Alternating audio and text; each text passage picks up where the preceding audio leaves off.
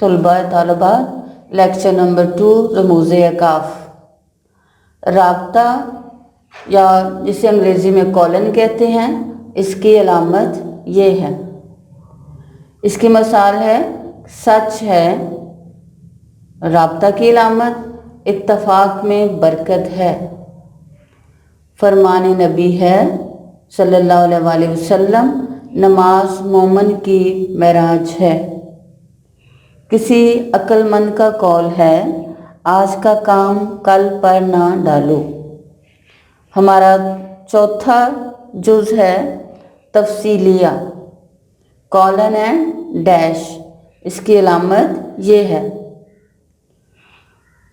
اس کے لیے جب ہم لکھتے ہیں اس کو تو تفصیلیہ تب اسے کہا جاتا ہے جب اس کی تفصیل بتانی ہو، یعنی بہت سارے نام وہ ظاہر کرنے ہوں۔ عبارت میں کسی بات کی تفصیلات بتانے سے پہلے جو علامت استعمال کی جاتی ہے اسے تفصیلیہ کہتے ہیں۔ اس سے پہلے حسب ذیل یا درج ذیل کے الفاظ بھی لگائے جاتے ہیں۔ تفصیلیہ کو اس طرح ظاہر کیا جاتا ہے، اور اس کی مثال دیکھیے، پاکستان کی زرعی اجناس درج ذیل ہیں: گندم، کپاس، چاول۔ پاکستان کے صوبے حسب ذیل ہیں: پنجاب، سندھ، خیبر پختونخوا اور بلوچستان۔ سیالکوٹ کی مشہور مصنوعات درج ذیل ہیں: کھیلوں کا سامان، لکڑی کا سامان اور جراحی کا سامان۔ پانچواں پوائنٹ ہے ختمہ، یعنی فل سٹاپ، اس کی علامت ہے یہ۔ مثلا عمیر نے کھانا کھایا، تو عمیر نے کھانا چونکہ کھا لیا اور فقرہ مکمل ہو چکا ہے، تو یہ فل سٹاپ۔ اس کے علاوہ فل سٹاپ ڈگریز کے درمیان یا جب مخفف استعمال کیا گیا ہو تب ان کے درمیان بھی استعمال کیا جاتا ہے، جیسے ایم، اس کے بعد وہ ختمہ، پھر بی ختمہ، بی ختمہ اور ایس، MBBS کا امتحان پاس کر لیا ہے۔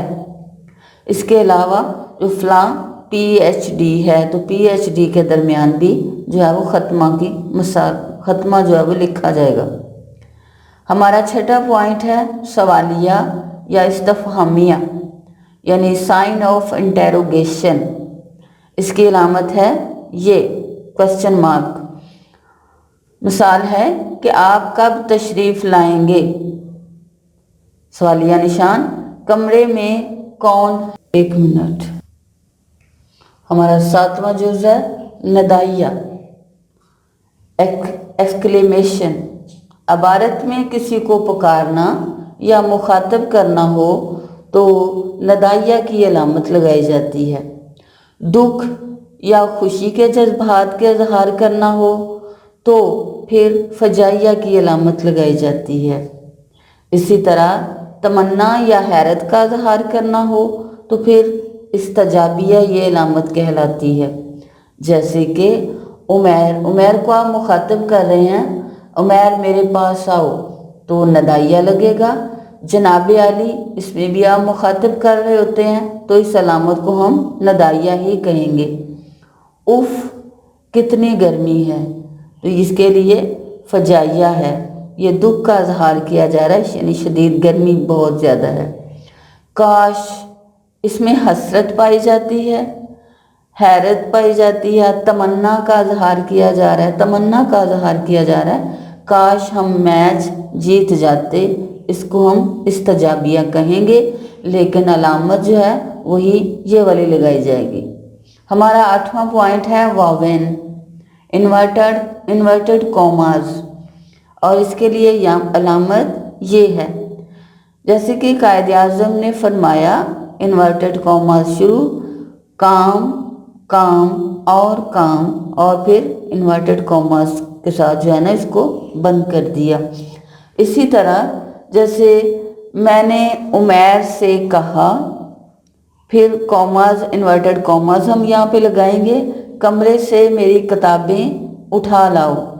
میں نے شیب سے پوچھا तुम कहाँ जा रहे हो, तो ये इनको जो है वो आप यानी अपने दुरुस्त जो कहे हुए सही अल्फाज होते हैं उनको जो है वो वाविन में लिखना होता है, यानी उसमें आप चेंज नहीं कर सकते।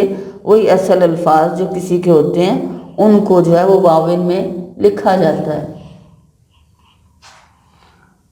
पॉइंट नंबर 9, कोसैन यानी ब्रैकेट्स। ब्रैकेट की अलामत ये है।